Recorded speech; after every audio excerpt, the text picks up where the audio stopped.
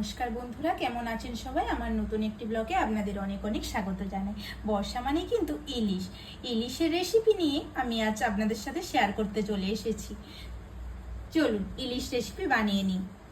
3টি বড় সাইজের ইলিশ মাছ নিয়ে নিয়েছি, ভালো করে ধুয়ে নিয়েছি। এতে দিয়ে দেব পরিমাণ মতো লবণ। এবার দিয়ে দেব পরিমাণ মতো হলুদ গুঁড়ো। নুন হলুদটা খুব ভালোভাবে মাখিয়ে নিচ্ছি।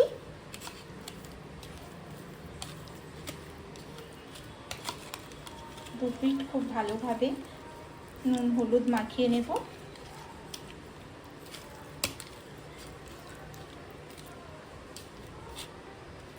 আমার 3 পিস লাগবে, তাই 3 পিস নিলাম।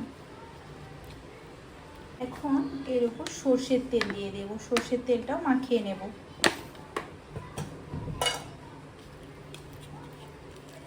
সর্ষের তেল, নুন হলুদ সব কিছু খুব ভালোভাবে মাখিয়ে নিচ্ছি। সর্ষের তেল কিন্তু এখন অল্প পরিমাণে দিলেই চলবে। বাস, আমার খুব ভালোভাবে মাখানো হয়ে গিয়েছে। সর্ষে আর 3টে কাঁচা লঙ্কা বেটে নিচ্ছি। কাঁচা লঙ্কা বাটা হয়ে গিয়েছে, এটা এবার ছাঁকনির সাহায্যে ছেঁকে নেব।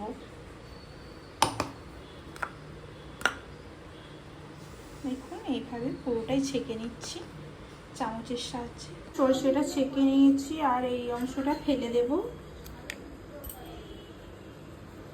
2 স্পুনের মতো পোস্ত বেটে নেব। বাটা হয়ে গিয়েছে, পোস্তটা সর্ষের সাথে মিক্সড করে নেব। এর সাথে মিক্সড করে নিলাম। এখন আমি এতে দিয়ে দেব স্বাদ মতো লবণ। 1/2 স্পুনের মতো লবণ দিয়ে দিলাম এবং লবণটাকে ভালো করে মিক্সড করে নিচ্ছি।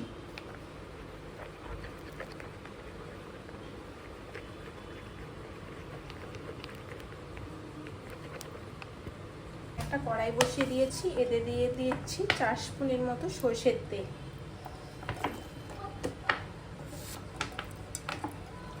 তেলটা গরম হতে দেব। কিন্তু এখন গরম হয়ে গিয়েছে।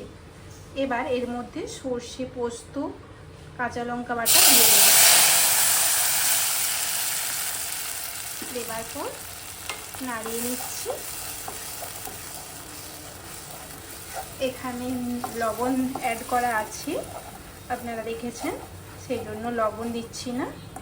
এতে দিয়ে দেব 1/2 স্পুনের মতো হলুদ গুঁড়ো। হলুদ গুঁড়ো দিয়ে আবারও ভালোভাবে নাড়িয়ে চাড়িয়ে নিচ্ছি।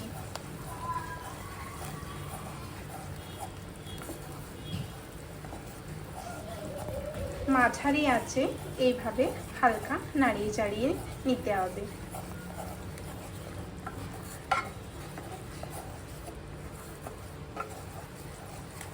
পাঁচ মিনিট আমি এইভাবেই নাড়িয়ে চাড়িয়ে কষিয়ে নিচ্ছি।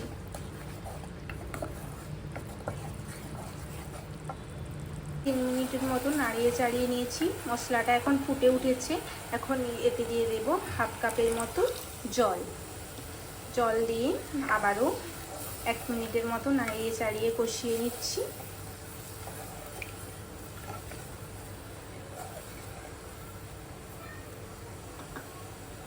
এইটা রান্নাটা আবারও একটুক্ষণ ফুটে ওঠার জন্য অপেক্ষা করব। দেখুন রান্না কিন্তু প্রায় ফুটে উঠেছে।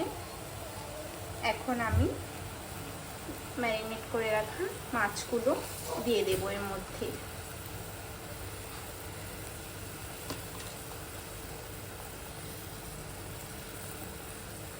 দিয়ে দিলাম। এবার হালকাভাবে নাড়িয়ে চাড়িয়ে নিচ্ছি। অপেক্ষা করলাম, দেখ ফুটে উঠেছে মাছ আর রান্না। এখন আমি এটা ঢাকা দিয়ে দেব। ঢাকা দিয়েই রান্না করব, পুরো রান্নাটা ঢাকা দিয়েই হবে। ঢাকা দিয়ে দিলাম। থেকে 2 মিনিট পর পর আমি ঢাকনা খুলে দেখে নেব মাছটা এবং হালকাভাবে উল্টে নেব, উল্টে পাল্টে নেব। খুব সাবধানে উল্টে নিতে হবে।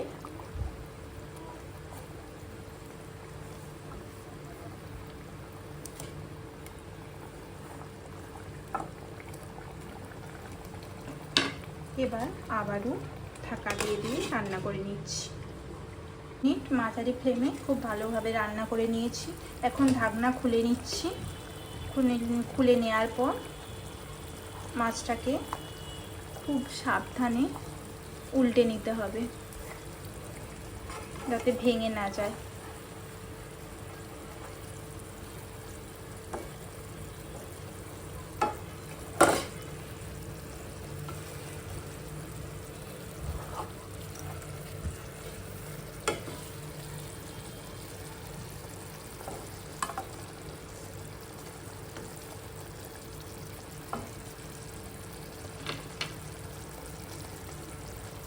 এবার আবারও 2 মিনিটের জন্য ঢাকা দিয়ে রান্না করে নিচ্ছি।